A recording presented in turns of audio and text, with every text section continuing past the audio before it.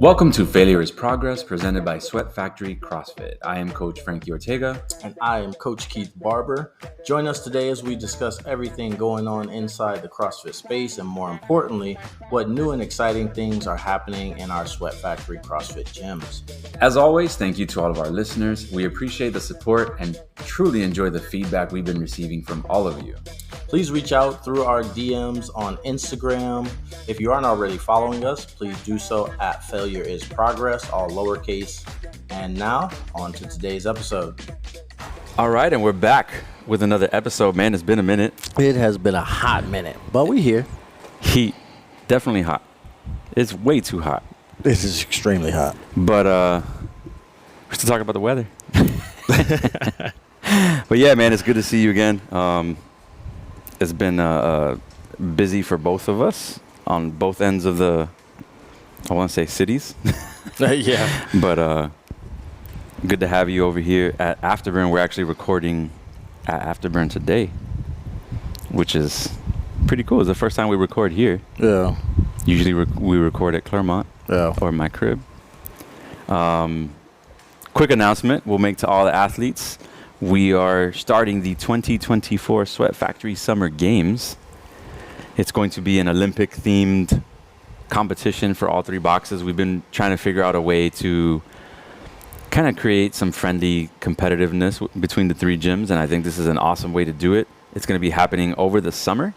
Basically, we will have 3 CrossFit Open style workouts that'll be released, I believe, on the Wednesday before the Thursday that we're going to do them. So Wednesday workout will be released. Thursday we'll do those WODs during our class times. Those Thursdays will be July 18, 25th, and August 1st. Then on August 17th, we will all culminate at Sweat Factory Groveland for a throwdown. Seems like we're going to have the top 5 athletes per level method color qualify. I don't know if it's going to continue to be the 5 or if we're going to drop it down to 3, because it seems like that's going to be a lot of athletes, but more details on that later. But the cool thing we're doing is we're taking into account that it's the summertime and people are going to be on vacation. So 3 workouts. We're going to throw away your worst one. So only your top 2 workouts will be used in your score, in your overall score. So if you have a vacation on one of those days, you can go ahead and take it knowing that you just have to perform better in the other 2.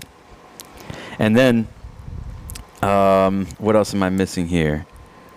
Oh, and then on that August 17th, we'll have 1 standard WOD and 1 mini WOD. I really don't know what a mini WOD is.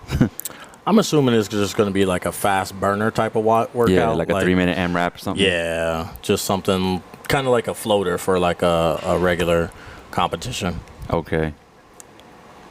Oh, this is going to be so much fun. Yeah, we need to get everybody on board with this. There's going to be prizes. We're going to have a gold, silver, and bronze for our podiums. Registration details, it'll be a $15 registration. We made it very, very attainable for everybody. You will get a t-shirt. You'll get the opportunity to go to the Sweat Factory Olympics, which is what we're going to be doing at Groveland. And then, obviously, you'll get bragging rights. You can tell everybody that you made it to the throwdown. And you will get, we're going to have some various prizes as well. I'm excited for this, man. This is going to be fun, especially for a lot of us who haven't ever done a competition and we want to get into our first one. We'll have multiple levels based on our level method. So we're going to have a yellow division, an orange division, a blue division, and a brown division. Correct. And then everybody is encouraged to go for that final day on the 17th. We're all going to have the opportunity to do a partner workout, whether you're in the actual final or not. And then after that, the top athletes will compete for the gold. We're going to also represent our countries. So you get to represent the U.S., and I'll get to represent Cuba. Oh, I was going to represent Guyana. Yeah.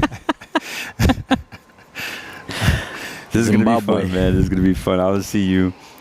What do they speak in Guyana? Guyanese? Sure, go for it. See you. I want to see you out some random talking stuff. some Guyanese. All right, man. In addition to that, we do have our mindset challenge going on this month. Make sure that you guys are totaling up your minutes every day and writing it on the board so you're entered into the raffles. This one obviously is important to me. 1 minute a day of gratitude is important. I'm probably averaging about 5 minutes a day, if not 24 hours a day, just because I'm always so grateful. But yeah, a lot of mindfulness going on. I've had a lot of positive feedback from the athletes saying, you know what, I didn't really consider this. I pray every day, but now my prayers are even more intentional. I'm honing in on one specific thing to be a little bit more grateful for. Or I've had athletes say, you know what, I do like to practice gratitude, but I haven't practiced it every day. And now that I'm practicing it every day, I'm more aware of all the things that I have to be grateful for. So I really hope you guys are enjoying that mindset challenge. I can't wait to see what next month's challenge is going to be. Yeah. All right, brother.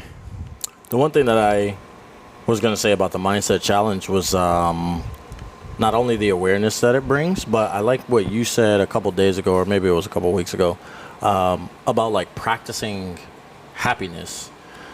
I had never really thought about it that way, as like happiness being like a general skill that needs to be continually, there we go, already babbling on words, continually being worked on, because sometimes in those lower moments, we forget that we have the skills to like change our attitude or look at the brighter side of things.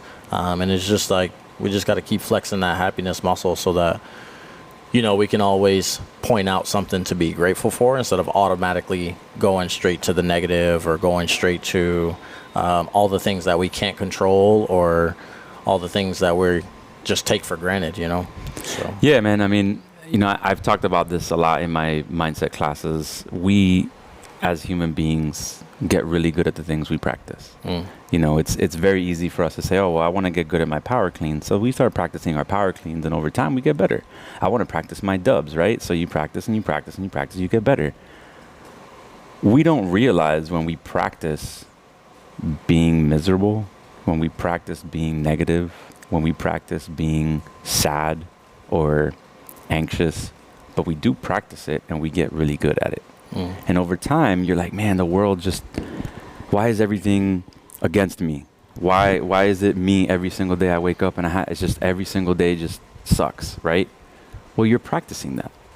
You don't realize it. But when you become intentional with practicing your happiness, because it's not something that happens to you, it's something that you do. It's a decision. It's a choice, right? I wake up, I put a smile on my face. Sometimes people are like, you're freaking crazy, you know? But it is an intentional thing where I come in and I'm happy. I have every right, just like everybody else does, to be angry or depressed about something, but I also have the right to be happy and excited. Yeah. I choose that side. It's just more beneficial for me. It's way more beneficial for me. So I come into the gym, I may scream your name out because I'm excited to see you. And if I'm excited to see you, there's a good chance you're going to be excited to be seen. Yeah. Right? And it's just a chain reaction. You know, I started practicing this years ago. I would go to a restaurant or I would go out to eat and I would just smile at people. And they would randomly smile back. And I would practice that. Yeah. So if we're just a little more intentional with what we practice, we're going to get really good at those things. You know, like we should practice recording more often. Yeah. And we'll get really good at recording more often. Need to practice that for sure. But yeah, man. So yeah, mindset challenge. Make sure you write down your totals on the boards in your gym. I'm really happy that all the gyms are kind of synchronizing more with these challenges. It's a lot of fun. Groveland was really the one that started it. So kudos to Groveland. If you guys are listening, you guys have been crushing it for a long time. Coach Lauren over there has always been great about throwing challenges on the board. And I took it from her. So, all right. What do we talk about today, bro? Today we're just going to be talking about competing, and we're going to tie that into like mindset with competition, because we would like everybody to sign up for the summer games.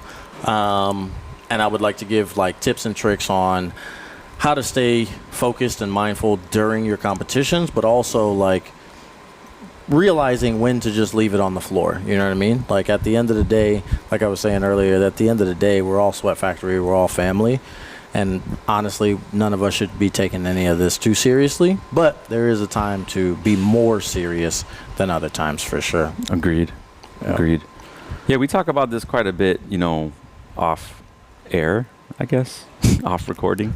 But Yeah, man, I like this. Some of our athletes are extremely competitive with themselves, kind of too competitive, and I've had conversations with a lot of them about it. What are your expectations versus your intentions when you're here in the gym? What is it that you're looking to accomplish? What is it you're looking to achieve? I have a lot of these conversations with newer athletes who are coming in because they want to lose 20 pounds in 2 weeks and then stop working out. So it's a thing about what are your intentions, what are your expectations. I think it's important for everybody to be, first of all, human. For sure. Be human. Don't come in every single day and beat yourself up if you don't hit the stimulus at RX because that's what you want to do, right? I like to stay in my lane, so to speak. I have a lot of people lately who have been like, no, you got to go to the next color. No, you got to go to the next color. And I get it. But my expectations are very different and my intentions are very different, right? If I come in here and I'm on 3 hours of sleep, I'm not going to try to go brown on any workout. I'm going to go yellow. And I'm going to be perfectly happy with that. Because at the end of the day, at 20 minutes, I'm going to have done plenty of work for that day. And I'm going to have run on a lot less fuel than somebody else who got a full 8 hours of sleep or who had breakfast before coming in. I like this, bro. It's definitely one of those things where, and again, I keep saying it, expectations and intentions, right? Yeah. So what kind of advice can we give someone who has never competed before and they're curious about this? I'm going to call him out, actually. Jamel. Okay. We were talking with Jamel today. We're trying to get him to sign up for the Tampa Bay games. And now we're really calling him out on it. He has never competed before. He's still new to the CrossFit space. I am super proud of the guy. He's been coming in and crushing it. And every time he comes in, he stays like an extra hour and a half doing his own work. But what should his expectations/intentions be? Before we would even get to the intention of the actual competition, I think a bigger conversation needs to be had about how people view competitors. Like, a competitor is just someone who has a competitive endeavor. It's not this giant, like, glorified position that you have to work to get to. You know what I mean? Like, if you want to compete, regardless of how in shape you are or how smart you are or how good looking you are, you can do that competition. How well you do in that competition obviously is going to matter, like, against the rest of the field. But I think some people have it in their mind that if they don't have any chance of winning, then they're not a competitor. So what you're saying, I'm trying to wrap my head around this. What you're saying is being a competitor is more of a mindset. It's not so much like a job. It's not something you sign up for. Absolutely. It's a mindset. And I would take it so far, like with your analogy, take it so far as to say it's not something that you have to apply for. Nobody can tell you that you're not a competitor. Okay, I like that. A competitor is something intrinsic. That's inside you. I want to compete. I'm going to bust my ass off. I'm going to sign up for a competition. I'm going to work to get to that competition, and then I'm going to show off my skills once I get to that competition. Nobody is allowed to tell you that you're not a competitor. I love that. And it's so true. So true. I feel like a lot of beginner CrossFitters are like, oh, I can't compete yet. I've only been doing this for a month. And it's just like, no. If you want to compete and you have that desire, sign up. You know what I mean? Yeah. Let everybody know that you're signing up too. I think that's another difficult part too, is like nobody loves being embarrassed, but nobody wants to go out and be embarrassed. Right. But like, we're your gym family. We're always going to tell you that you did amazing, because just the fact that you were willing to take that risk is amazing in itself. You know what I mean? Like, how many times in our lives do we have regrets because we didn't take that shot? You know what I mean? I'm going to take it one step further. It's not even your gym family, right? CrossFit itself is a culture, and it provides something that no other sport can. And I'm going to quote Adrian Conway as he was calling out semifinals a few weeks ago, and he said, there's no other sport where you'll see this. People are cheering for the last person more than they were cheering for the guy who won, right? It doesn't matter if you come in last. It doesn't matter if you come in first. everybody's there to support you.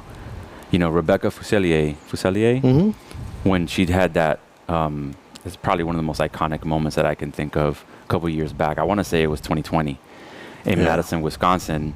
They did it at the Capitol. It was a, whatever it was, it ended with the athletes carrying a Husafell stone up the steps. And there was no time cap.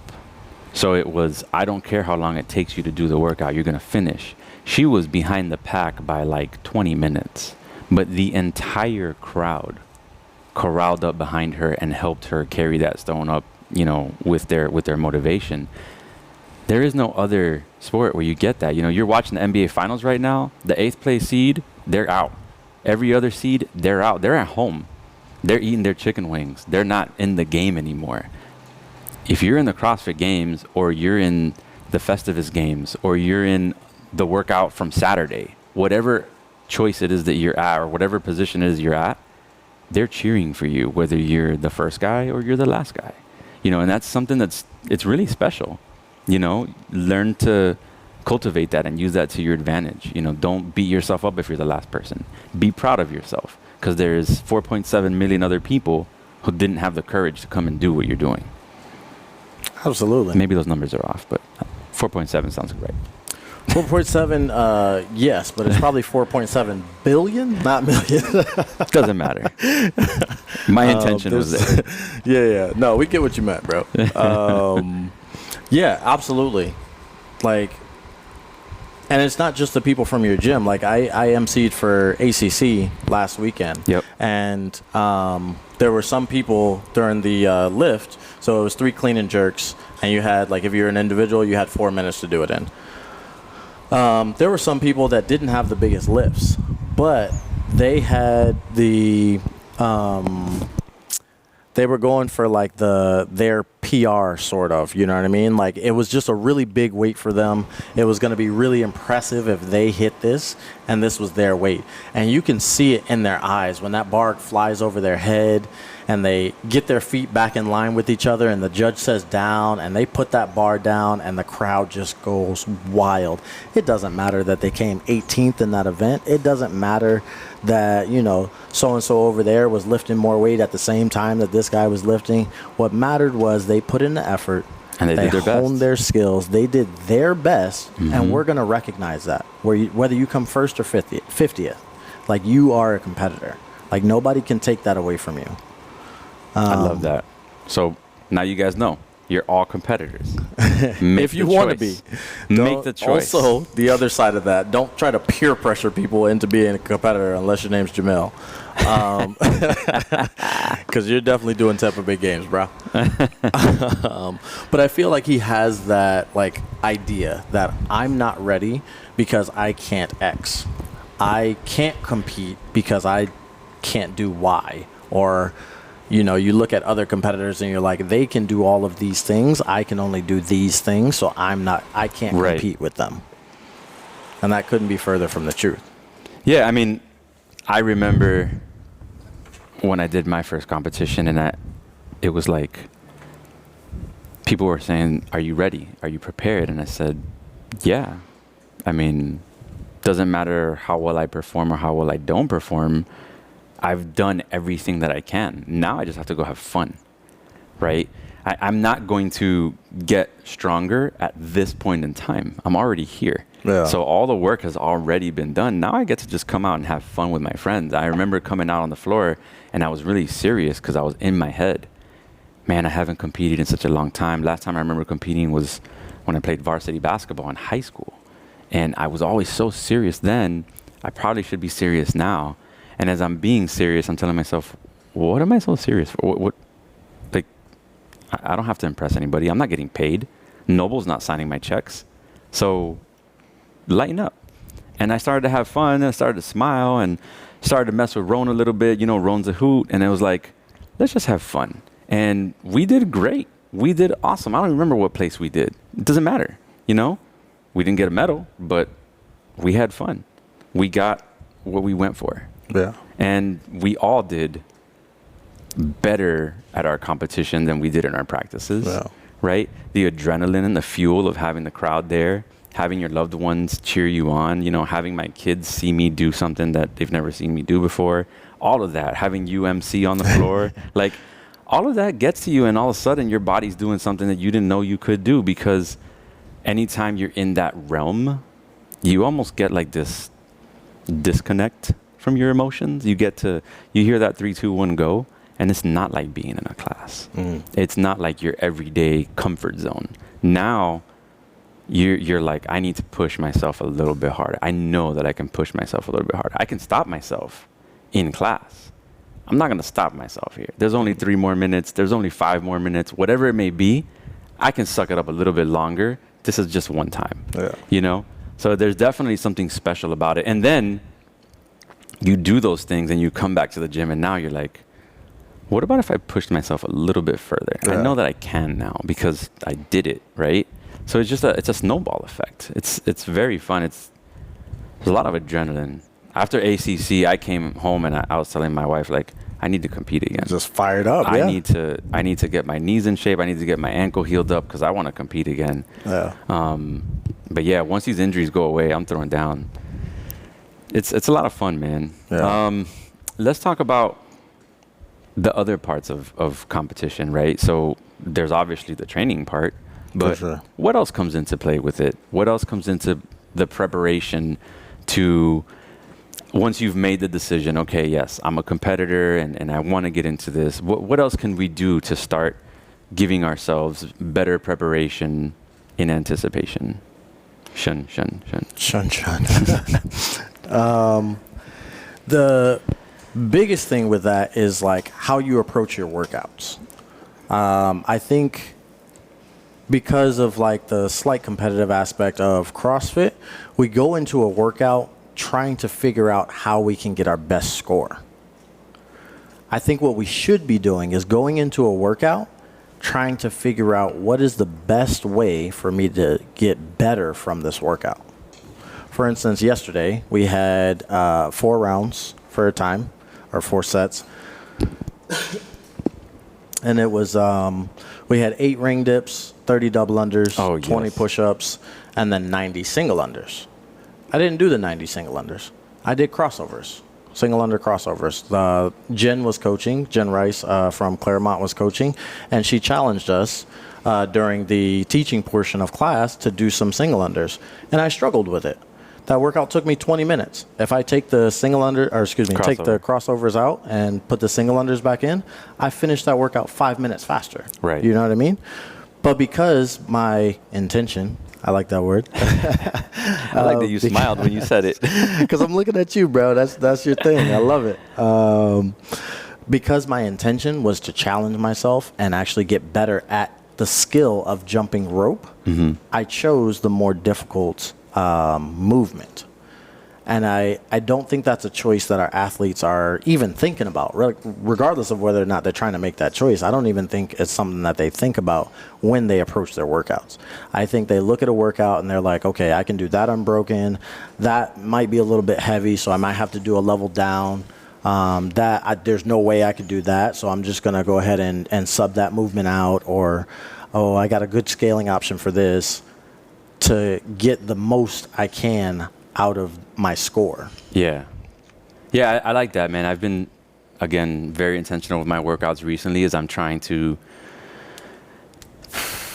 get better while healing. There's a few injuries that I've had that are really nagging me, and although I could just stop working out altogether and I know they would get better, I'm kind of pushing through them because, again, that's another thing that you come across when you compete. You may get an injury or a pain or an ache, and then how do you work through that? So I did kind of a similar thing yesterday where I went, because I can't do double unders right now with my Achilles in the pain that it's in, I did singles, a higher volume of singles, but then I went higher on my color. So I did more dips and more push-ups, and my arms were jelly. Facts. But yeah, I've been doing the same thing, man, and again, with our workouts, there's a lot of intention there. I would say, on that same note, aside from our workouts, taking care of ourselves outside of the gym is very important. One thing that I would highly talk about, and I think we talk about this a lot, but as you're starting to prepare for a specific goal like the CrossFit Games, the Sweat Factory Games, or if you're going to be competing, you know, Rex Rumble, for example, or one of these, is getting more sleep.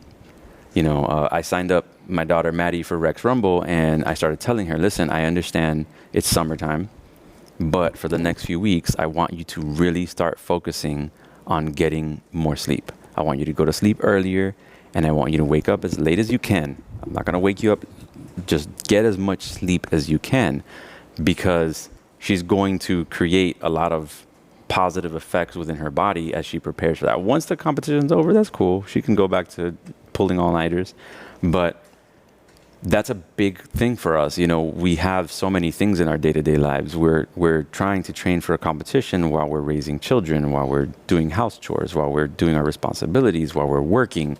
So being extra intentional about your sleep is going to play huge parts in your recovery, huge parts in how you train or how you're able to train. You know, like I said, there's certain workouts I can do when I've got sleep, and there's certain workouts I can't. Yeah. That's a big part of it. If I know that I'm in a situation where I won't be able to dictate my sleep, I won't sign up for a competition, because I know that I won't be ready for it. Even on the night of competition, I always don't sleep just because I've got nerves. But leading up to it, you know, it's really important. You know, you're putting your body through a lot. Taking care of your body, you know, requires a lot. You know, hydration's a big part of that too. Making sure that you're even more hydrated than normal, especially with this 1,000-degree heat we got in the summer right now. Yeah. But yeah, man, I mean, intention is everything. Take care of your body. Put yourself through difficult workouts. You know, like this morning we did the workout, and instead of doing the rower, we went with the assault bikes. Is that a little bit more painful? Yeah, we didn't do the assault bikes. We did the Echo bikes, which is a torture device. But I liked it, man. Like, I really did. I feel like I got a lot more aerobic work out of the assault bike than I would have from the rower. Different. They definitely hit differently. I did not like it either. If I'm being honest, I like the challenge of it. I think that was good. Like you said, it definitely got me out of my comfort zone, because I'm way too comfortable on a rower. I could have milked the crap out of that rower and still hit 500 meters in around a minute 40, minute 45. Yeah. I had to push on that bike to get there. So it was definitely a really good challenge. I like the mental battle when I knew I needed to slow down, when I knew I needed to pick up. I knew the step ups were going to be a breeze for me. I just moved my feet really quickly, so I knew that was going to be easy. So it was like playing that kind of game back and forth to see what my capacity actually was. That was really, really, really fun. But no, I did not enjoy it. But it's fun to do that, man. And a lot of athletes maybe don't know that they have the luxury of doing that, right? Go up to your coach and say, hey, coach, I'm practicing for this competition. You know, I feel like I'm really weak on this movement. What do you suggest I do today? You know, maybe there's push presses in the workout, and we tell you, you know what? Instead, let's go do some handstand push-ups. You know, or let's do some handstand holds. You know, look at the person next to you. However long they're going to take to do their push press, you do a handstand hold, and you hold it for that duration, because in your workout, in the competition, you're going to have to do a handstand hold. You know, at the ACC, there was a competition where one of the athletes had to do a handstand hold while the other one did deadlifts. And then there was another one who had to hold the deadlift at height while the other one did box jump overs. You know, so these things come at us, and being able to have a coach who can adapt and help you prepare for that, that's what we're here for. So you do have that luxury as an athlete to come and say, hey, listen, this and this is coming up. What do I do today? You know, maybe instead of pull-ups today, we're going to have you do a couple rope climbs. That's going to be in your competition, may not show up in programming. So we're going to put it in there for you. That's what we're here for. And that's important. Knowing that you have that luxury with us. Yeah. Going back to your point about the preparation and taking care of your body, that also comes with like taking care of your mentals as well. You know what I mean? I think a lot of people set a lot of one, I think people test workouts way too much. In my personal opinion, once, maybe twice. but I think people are doing these workouts 3, 4, 5 different times. It's not the worst thing in the world physically, but I do think it beats a lot of people up mentally. I mean, we're CrossFitters. We're used to having a lot of variance in our training. Now you've done this workout 4 times, and now you have to do it again for your competition. It's just like, one, I'm over this workout. I've done it so many times. I'm just so sick of doing this workout. I want to get it over with. And then 2, you start to build up a narrative in your mind of like the quote unquote sucky part of the workout, or the really fast part of the workout. On that day, the fast part might not be the fast part. You know what I mean? You've done 2 other events already. This is your 3rd event. But when you did it in training, you did it by itself. So you were fresh. So now the fast part of the workout ain't the fast part of the workout, and that just gets in your head. You're just like, oh man, this is where I was supposed to be able to push. I can't push. What does that mean for the leaderboard? And by the time you've had that thought, you've already missed 2 more reps. You know what I mean? I have a few thoughts on this. So one of the beautiful aspects of CrossFit for me is being prepared for the unknown and the unknowable. Absolutely. I absolutely love that, right? We have a lot of athletes who will look at the workout, and if there's something in the workout they don't really like, they won't show up and do it. Now you're signing up for a competition, right? And sometimes we wait until the workouts are there so we can know if we have the skills to perform. I don't like to practice. I just don't. I feel like, and we talked about this specifically when it came to Murph, right? We do Murph prep, and it's good. Murph is a different story. Murph is a whole other animal, but you should be prepared to do a Murph any day of the week. You should be prepared to do a Fran any day of the week. You should be prepared to do any of these workouts any day of the week, right? When it comes to competition specifically, you should work on your all-around fitness and your mental capacity to do whatever is necessary to get through that workout in the quickest amount of time, or with the most amount of reps, or with the most amount of weight, whatever it may be, right? The only time that I like to practice a workout is when it's a team competition, because communication is going to play a bigger factor in your success than whether or not you can lift heavy or whether or not you can run fast. If I'm going to practice a workout, I do like to practice the workout at a slow pace just to go through motions, right? So when we were starting to practice for Solstice a year ago, and there was a lot of box step overs with kettlebells, right? I would do this almost on a daily basis, or twice a week, 3 times a week. I would grab a kettlebell and I would do an EMOM and just do 10 box step overs with a 53-pound kettlebell just to get comfortable with that movement. But I wasn't practicing that specific workout, right? We met up one time and practiced it just to get a feel for it.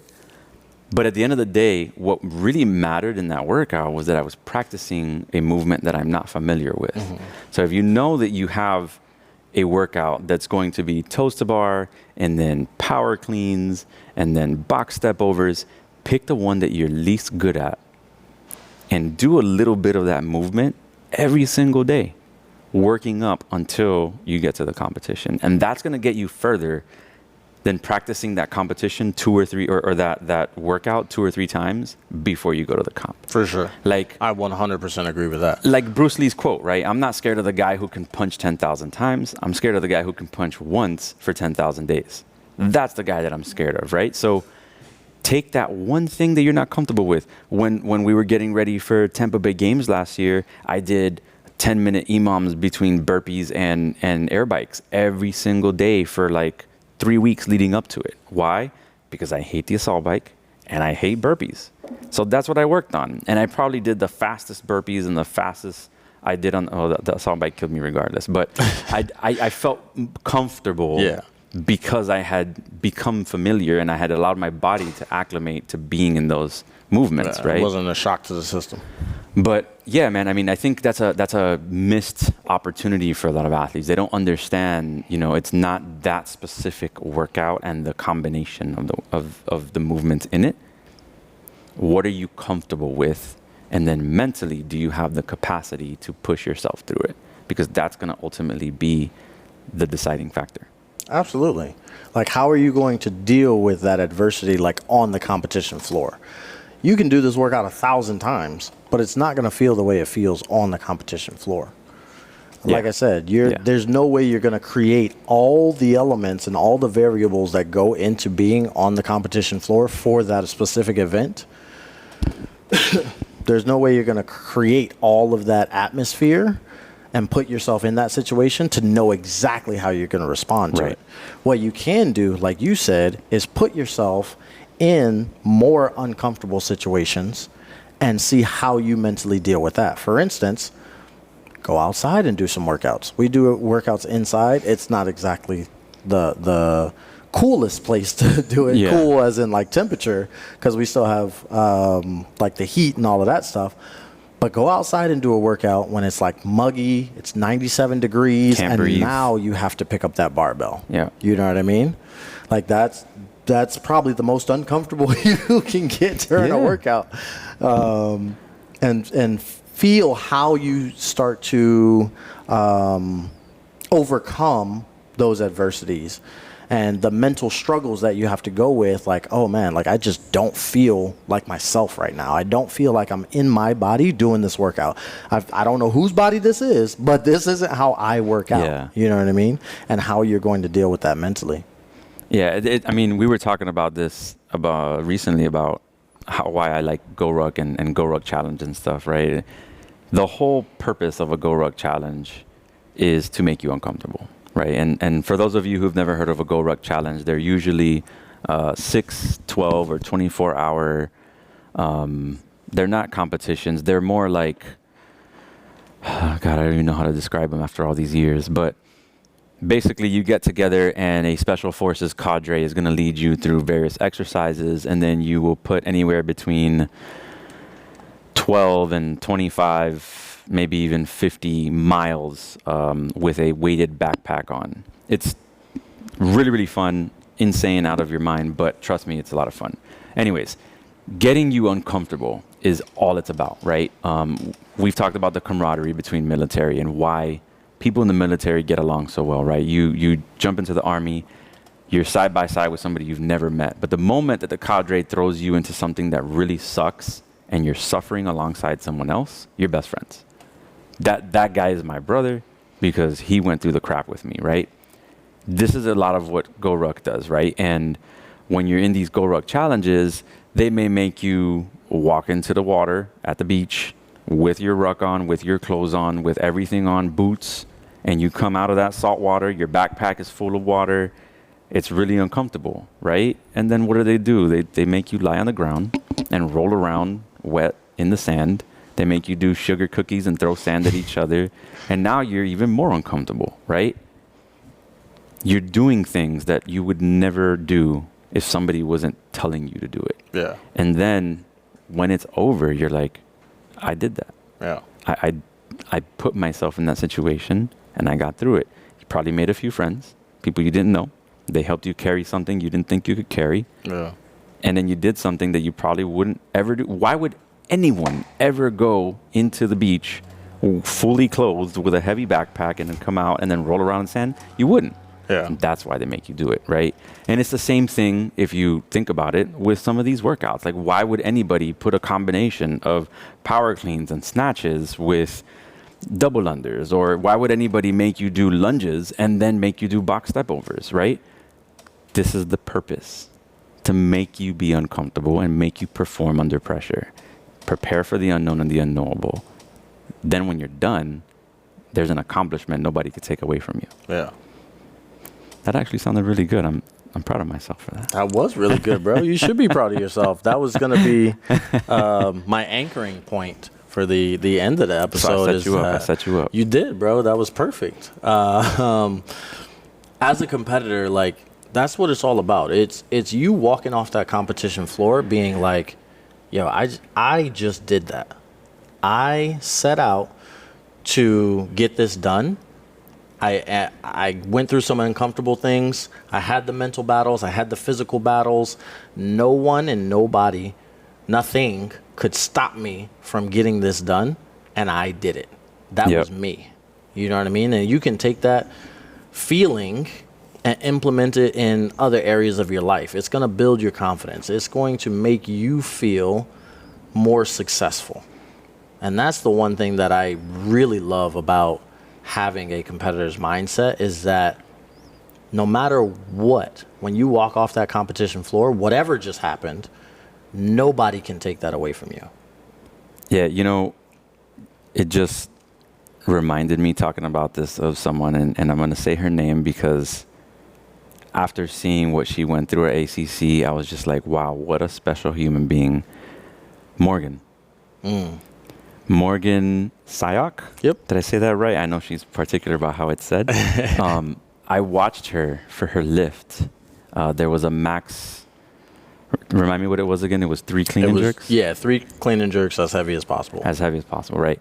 She went in and she had a plan, and it didn't go her way. She ended up with a total of 0. And I saw her face, and she was completely devastated. And I said, man, that is a tough spot to be in when you're in a competition like this, and you set in your mind that you're going to do something, and then not only did she not do it, she didn't even come close to it, right? Afterwards, I saw her outside of the competition floor, and she came up to me and she said, I listened to you. I listened to what you and Keith said. I gave myself 3 minutes to feel bad about it, and then I got over it, and I'm ready for the next one. And I was like, holy crap. Holy crap. That was amazing. Yeah. Like, I did not expect that. Not from anybody. Yeah. And she came up and she just on her own said that, and I was like, that's amazing, Morgan. And she did amazing. She really did, right? Yeah. To provide a little bit more context, and I don't want to make Morgan too uncomfortable because I'm pretty sure she's going to listen to this episode. She better listen to it. But she struggles with some things already.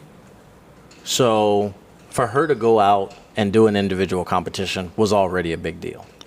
For her to go out on the competition floor, and I think her opening weight was 165, was a big deal. She would have never taken a shot like that 2 or 3 months ago when she first came to Sweat Factory. You know what I mean? We've been trying to build up her confidence, let her know that she has these abilities, she has these skills. She just has to trust herself. And she did exactly that. So that already was amazing, that she went out and she went for the gold. She took a shot. She got the first 2. She was feeling good.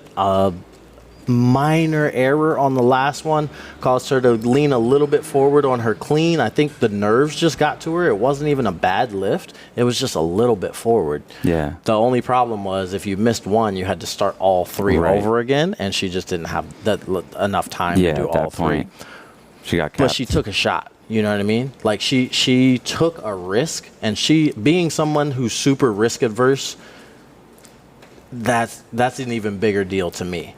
Bro, like, to an extent, it's almost more special to see her evolve that way than it would have been to see her hit the lift. Absolutely. Right? Like, she doesn't know this now. But when she's in that same scenario again, she's not going to miss that lift. Yeah. And she's probably going to hit something higher than what she was going for here. For sure. Because now she's already gone through that failure. And as we know, what is failure? Failure is progress, baby. But yeah, man, I mean, I went through almost a very similar thing when I did my first, when I did Festivus. I went for a lift on something that I'm not good at, and I missed, and it sucked. Then I did the next competition at, what was it called? The Reindeer Rumble. And when I did the Reindeer Rumble, I cleaned like 25 pounds more than what I missed at Festivus. And it was like, I didn't even practice for that or prepare for it. I was in a different scenario, but I had already had the experience of missing that lift before. Yeah. Now I got that lift. I missed the lift after that one. But again, you have to keep failing forward, right? But yeah, man, I think for her, like, it was really magical to see such a special human being put herself out there that way and allow herself to accept, hey, you know what? I failed this time. You know, I allowed myself to feel bad about it for a minute, and now I'm over it. Now I'm moving forward. Yeah. Because again, the next time she's in that scenario, she's already going to know what it feels like. She's already going to feel like this is nothing for me. Yeah. And that's what this is all about. Congrats, Morgan. Absolutely. You rock. She sent me a message on Monday that almost brought me to tears.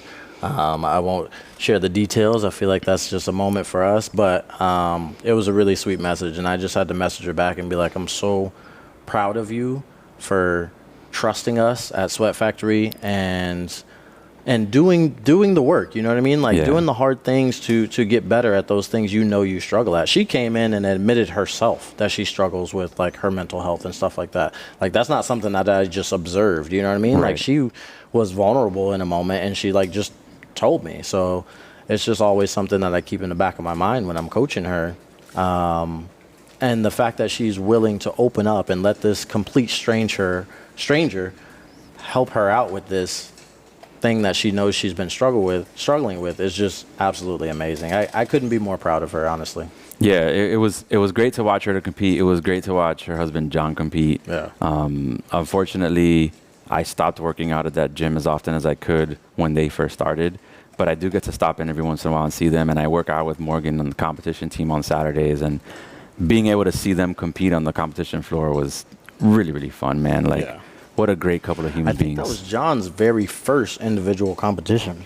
Really? Yeah, I think he had never done individual before. I think that was his first one. So him, same thing, like being able to put himself out there. A lot of people don't know this, but John's very introverted. He's not very outgoing. He's a super fit athlete, and I think we just assume that he's extroverted just because he's so fit and he's always crushing us in workouts. But he's very intrinsically focused. He absorbs a lot of information and kind of takes it to heart. You know what I mean? So for him to go out there and just be on display was really cool to see. He had some mental battles during the weekend too that he overcame as well. I really wish I would have saw the flooring on his lane before he did the toes to bar workout because it was curled up at the end and he was too tall on the bar. Oh. So he was having to bend his knees so that his feet didn't go underneath the flooring and my catch God. the flooring. So it kind of messed up his rhythm a little bit. And if you know anything about bar muscle ups, is you're going to need some power and some rhythm to be able to get on top of that bar. But he worked it out. He fought through and still did the best that he could do for that day. So It was awesome. really fun watching them compete, man. I mean, like I said, two beautiful human beings. I'm so proud that they're part of the Sweat Factory family, and they represented us well at ACC. Absolutely. It was cool. All right, bro. I think that's it for this one. It's hot. It is very hot in here. Probably should have kicked on the fan, but that might have messed up the audio. Yeah. All right, everyone. Remember, Sweat Factory Summer Games is going to be happening very soon. Make sure you sign up. Ask your coaches about it. There should be QR codes in the gyms that you can use for the registration link. We need to get at least 1,000 athletes signed up. So At a minimum, 1,000. let's make it happen. All right, y'all. You have a beautiful day, and we'll catch you on the next one. Take care.